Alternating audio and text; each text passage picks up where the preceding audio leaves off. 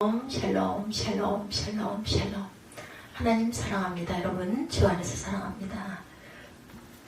사사기 4장 1절에서 3절 말씀으로 인간의 악습에 대해서 함께 은혜를 나눕니다.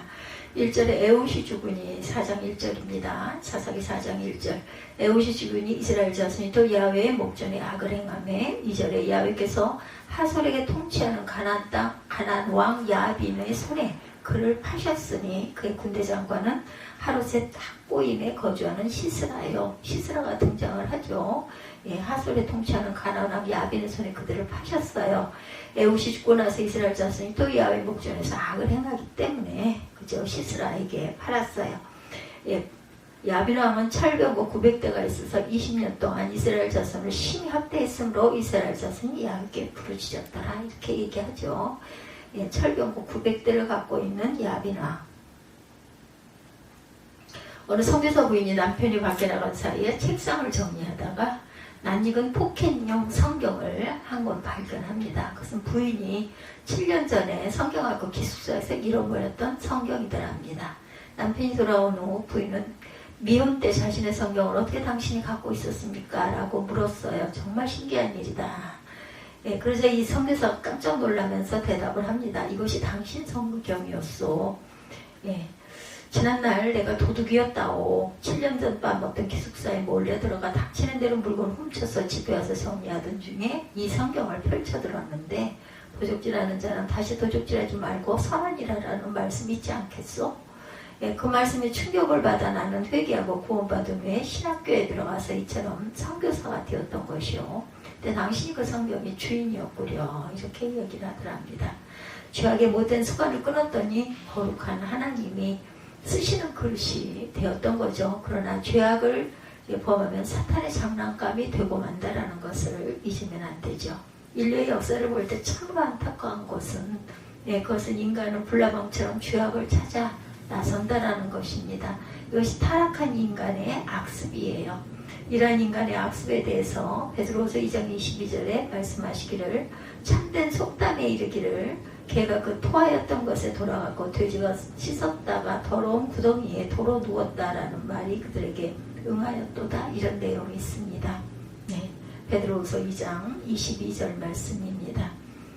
토하였던 것에 개가 그 토하였던 것에 돌아가고 돼지가 씻었다 더러운 구덩이에 도로 누웠다는 말이 그들에게 응하였도다. 죄악을 거듭거듭 반복하는 인간의 안타까운 모습을 풍자한 그러한 말씀입니다. 본문에 기록된 이스라엘 민족의 삶이 이와 같았던 것이죠. 이스라엘 백성들은 하나님이 주신 평화를 누린 지 80년 만에 또다시 하나님을 멀리하는 죄를 범하게 돼요. 3장 마지막 절에 에웃 후에는 아나세 아들 삼갈이 있어 소문 막대기로 블레셋 사람 600명을 죽이고 그도 이스라엘을 구원하였더라. 삼갈까지 끝났었죠. 30절에 보면은 그 땅이 80년 동안 평안했다 이렇게 얘기해요. 모압 이스라엘 수아에 굴복하며 모압 이스라엘에게 굴복해서 80년 동안 평안했다. 그리고 에웃 후에 삼갈이 막 소모는 막대기로 블레셋 사람 600명을 죽이고 그도 이스라엘을 구원하였다. 에웃과 삼갈이 계속해서 나오죠. 3장 내용에는 보면은 이러한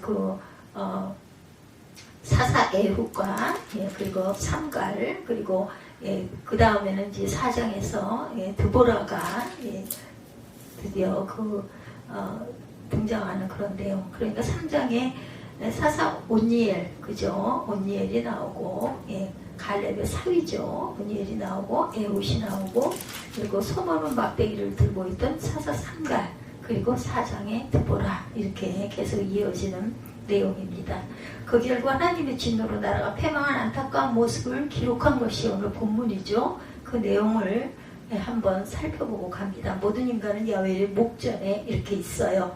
1절에 에웃이 죽으니 이스라엘 자손이 또 야훼 목전에 악을 행하며 이렇게 시작이 되죠. 이스라엘 백성이 타락하여 악을 행한 것을 가리켜 야훼 목전에 악을 행하며 라고 말합니다. 이스라엘 백성들만이 아니라 모든 사람은 야훼 목전에 있어요. 우리도 한순간에 일을 알 수 없죠. 어제 그러한 일이 일어나리라는 것을 누구는 알았겠는가. 근데 그런 건 있습니다. 왠지 오늘 참 많이 불안해. 이럴 때가 있죠. 네, 그럴 때 우리가 아주 지혜롭고 현명한 판단을 잘해야 돼요. 이스라엘 백성들만이 아니라 모든 사람은 다 이 목전에, 야훼 목전 앞에 있다라는 거. 하나님의 눈길을 피할 자는 아무도 없습니다. 인간을 살피시는 하나님의 눈길에 대해서 시편 139편 1절에서 13절에 말씀하고 계세요. 예. 야훼여 주께서 나를 살펴보셨으므로 나를 아시나이다. 주께서 내가 앉고 일어섬을 아시고 멀리서도 나의 생각을 밝히 아시오며 나의 모든 길과 내가 눕는 것을 살펴보셨으므로 나의 모든 행위를 익히 아시오니 야훼여 내 혀의 말을 알지 못하시는 것이 하나도 없으시니이다. 주께서 나의 앞뒤를 둘러싸시고 내게 안수하셨나이다. 이 지식이 내게 너무 기이하니 높아서 내가 능히 미치지 못하나이다. 내가 주의 영을 떠나 어디로 가며 주의 앞에서 어디로 피하리이까. 내가 하늘에 올라갈지라도 거기 계시며 서울에 내 자리를 깔지라도 거기 계시나이다. 내가 새벽 날개를 치며 바다 끝에 가서 거주할지라도 거기서도 주의 손이 나를 인도하시며 주의 오른손이 나를 붙드시리이다. 내가 혹시 말하기를 흑암이 반드시 나를 덮고 나를 두른 빛은 밤이 되리라 할지라도 주께서는 흑암이 숨기지 못하며 밤이 낮과 같이 비추이나니 주에게는 흑암과 빛이 같음이니이다. 이렇게 고백을 하죠. 모든 사람들은 언제 어디서나 항상 하나님의 목전에 있음을 잊어서는 안 됩니다. 얼마 전 미국 정보국에서 영국과 독일 총리실을 도청한 사건으로 유럽이 분노한 그런 내용이 있었어요. 예. 놀라운 일이 아닐 수 없죠. 우리나라 청와대도 도청을 당하고 있을지 모르는 일, 아주 무서운 세상이 되었어요. 하나님은 도청하는 인간의 기술보다 훨씬 더 자세하게 우리의 모든 것을 살피시는 분입니다. 야훼 눈길을 피할 사람은 아무도 없습니다. 우리가 언제 야훼 목전에 있음을, 언제나 야훼 목전에 있음을 결코 잊지 않아야 비로소 참된 신앙인이 될 수 있다는 것. 하나님의 목전에서 살아가야 진실할 수가 있습니다. 하나님의 목전에서 살아가야 악을 두려워하고 악을 멀리할 수가 있어요. 하나님의 목전에서 살아가야 원수 갚는 것을 하나님께 맡기고 사랑을 실천할 수가 있다는 것. 하나님의 목전에서 살아가야 깨끗한 삶을 또한 살아갈 수가 있습니다. 충청남도 서천에 한라산이라는 한라산이 아니라 한산입니다. 한산이라는 곳에 있었던 일화입니다. 한 청년의 바른 신앙 양심에 온 마을을 복음화 시킨 아주 아름다운 이야기예요. 그 청년은 한산의 그 한적한 시골에서 자랐습니다. 어렵게 고등학교를 마친 그는 고향을 떠나 서울로 올라옵니다. 서울에서 온갖 고생을 하고 고학으로 대학을 마친 다음에 고등학교 선생님이 되었어요. 그리고 예수님을 영접해서 아주 착실한 신앙생활을 합니다. 근데 그에게 답답한 일이 한 가지가 있어요. 기도를 할 때마다 자꾸만 남의 것을 훔쳐먹는 자여 회개하라, 이런 그 음성이, 소리가 양심 깊은 곳에서 자꾸 울려오더라는 거죠. 그 초등학교 때부터 중고등학교 이르기까지 늘 다니던 그 산길 곁에 참외밭이 있었는데 해마다 여름이면 참외가 탐스럽게 익어서 단 향기가 나죠. 그런 곳은 그 향기가 자꾸 풍기더라는 거죠. 하굣길에 늘 배가 고팠어요. 원두막에 주인이 보지 않으면 별반 죄책감 없이 그 밭에 참외를 몰래 따먹곤 했다고 합니다. 그렇게 청소년 시절을 보냈습니다. 훗날거가 예수를 믿으면서 기도를 하면 어릴 때 남의 밭에 참외를 훔쳐먹은 것이 양심의 가책이 된 거죠.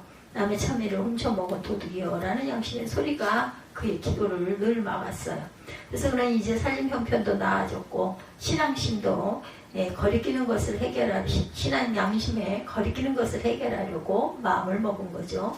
시장에 가서 참외값을 알아보고 그때 이후로 이자와 함께 계산을 해보니 반 트럭 분량 정도가 되더랍니다. 그 정도를 사려면 자기가 받은 한 달 월급 정도가 되어서 다음과 같은 편지와 함께 한 달 월급을 송금을 했어요. 그 밭 주인 아저씨에게.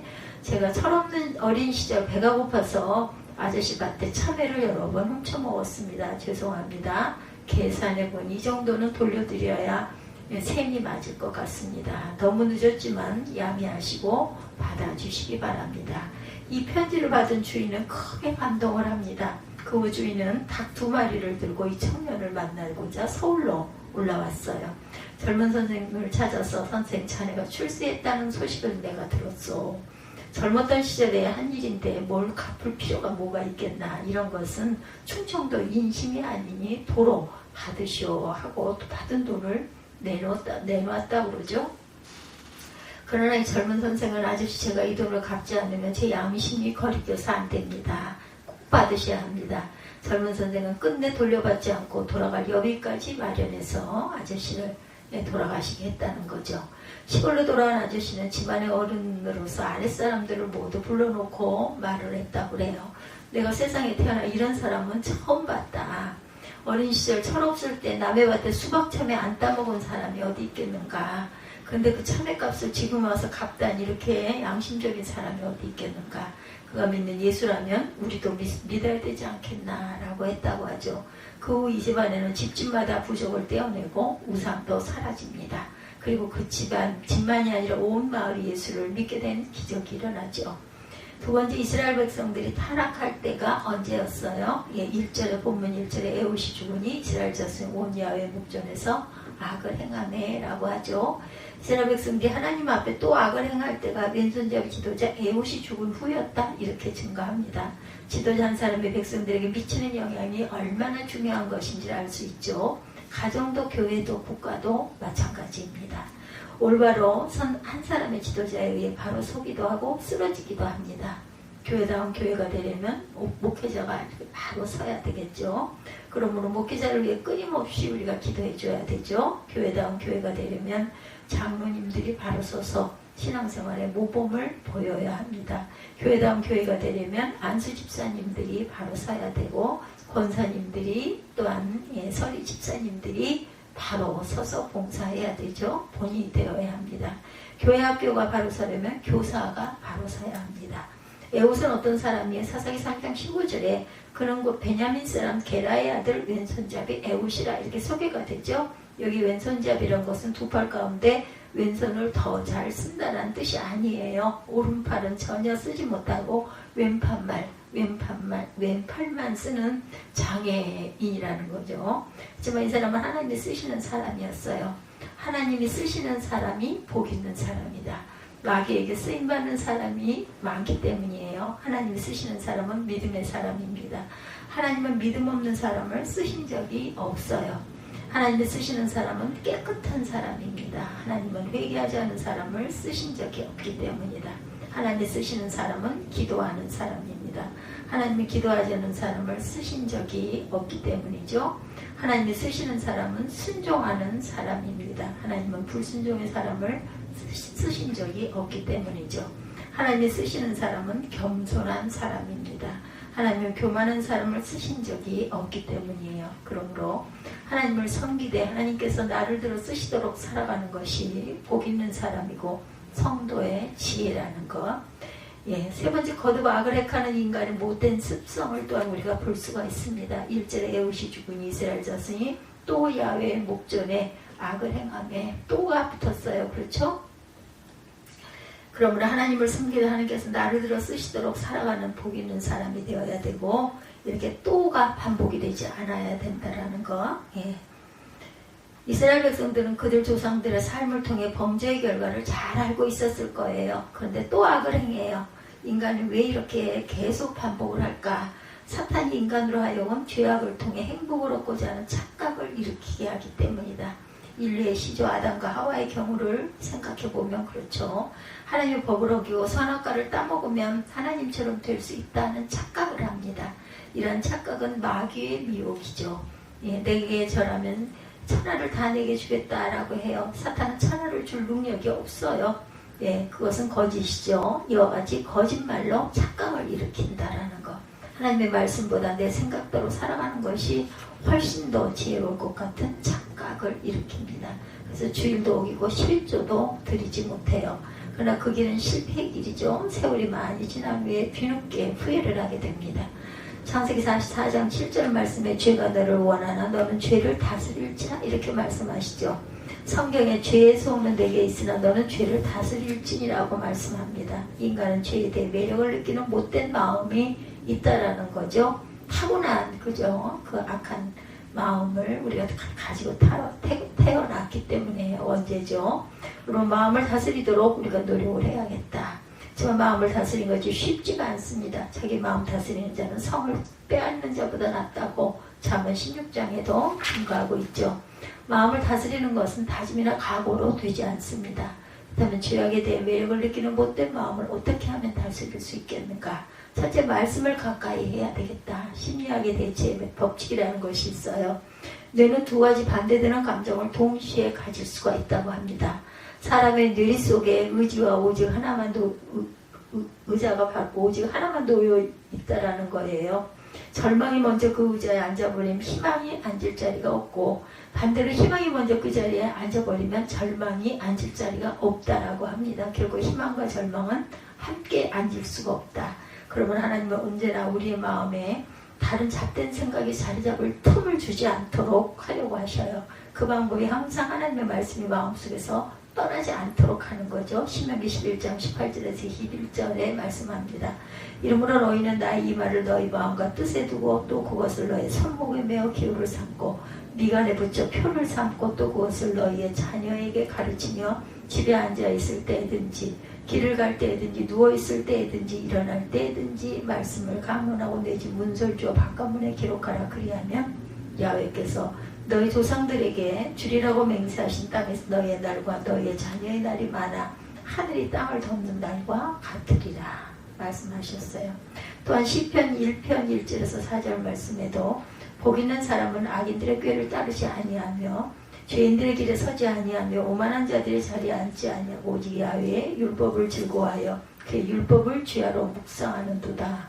그는 시냇가에 심은 나무가 철을 따라 열매를 맺으며 그 잎사귀가 마르지 아니한 같으니 그가 하는 모든 일이 다 형통하리라. 이렇게 말씀하셨어요. 마음속에 항상 하나님의 말씀으로 채우고 있어라.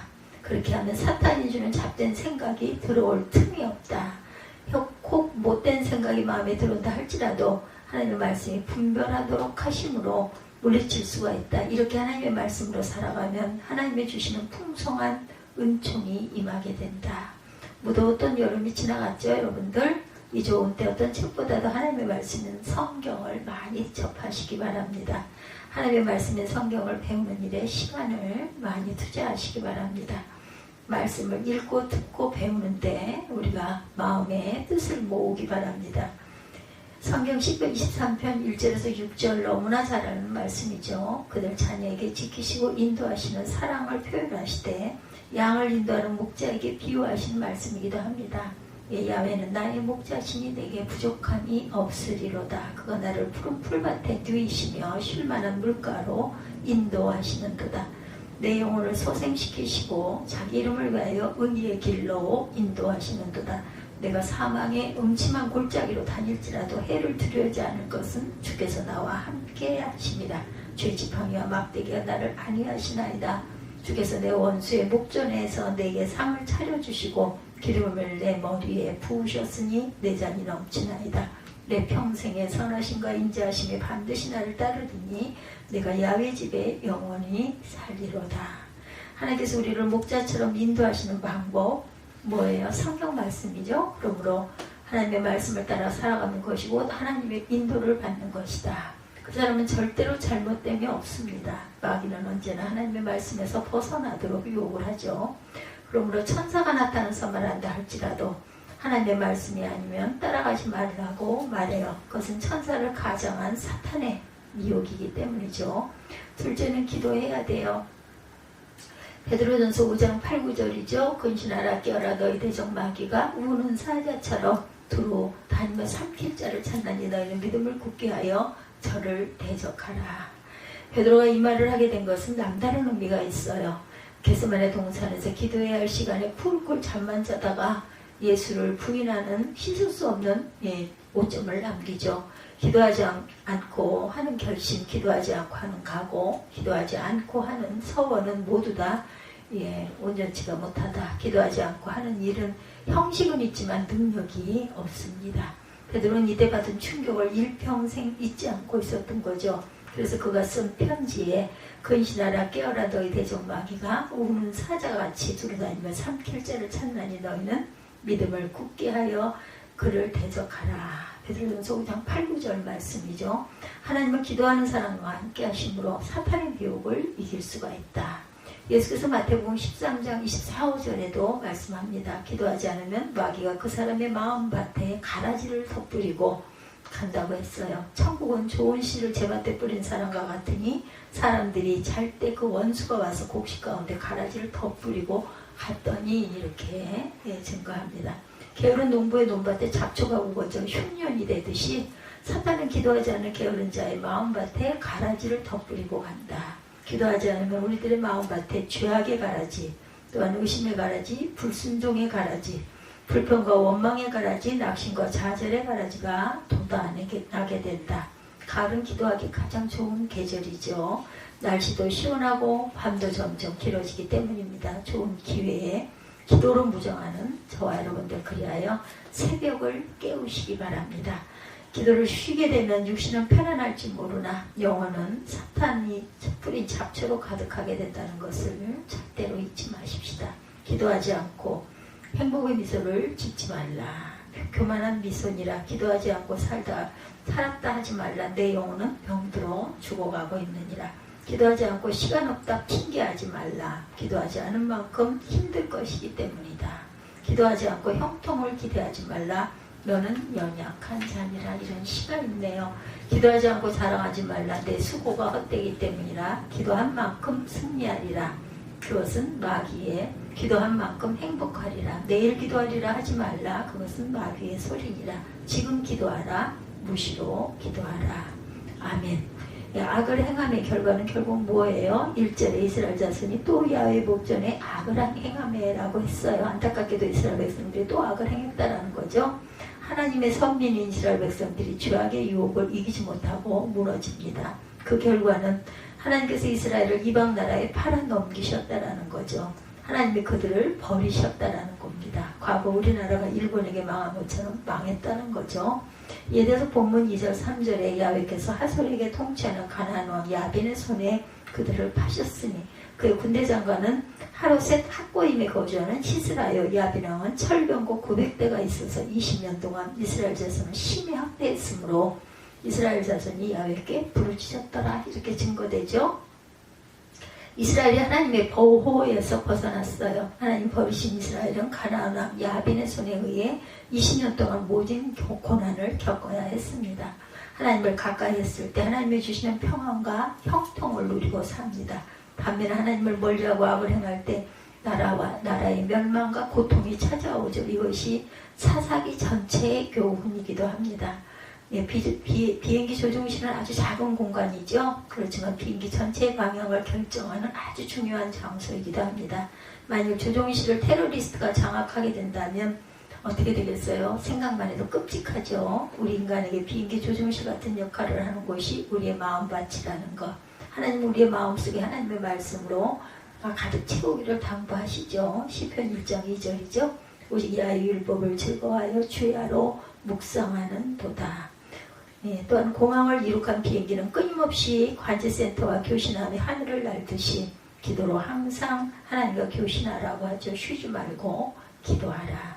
이스라엘 자손이 또 야훼 목전에 악을 행하매 라는 본문을 기억하시기 바랍니다. 인간은 죄에 대해서 묘한 매력을 느끼는 아주 못된 원죄, 그 죄악성을 가지고 있다. 이것은 타락한 인간 원죄의 뿌리이기 때문이라는 것을 잊지 말고 창세기 4장 7절의 말씀처럼 죄가 너를 원하는 너는 죄를 다스릴지니라. 이 말씀과 기도로 내 안에 나를 다스림으로 하나님의 은총 속에 살다 돌아가는 저와 여러분이 되시기를 주님의 이름으로 축복합니다. 기도하시겠습니다.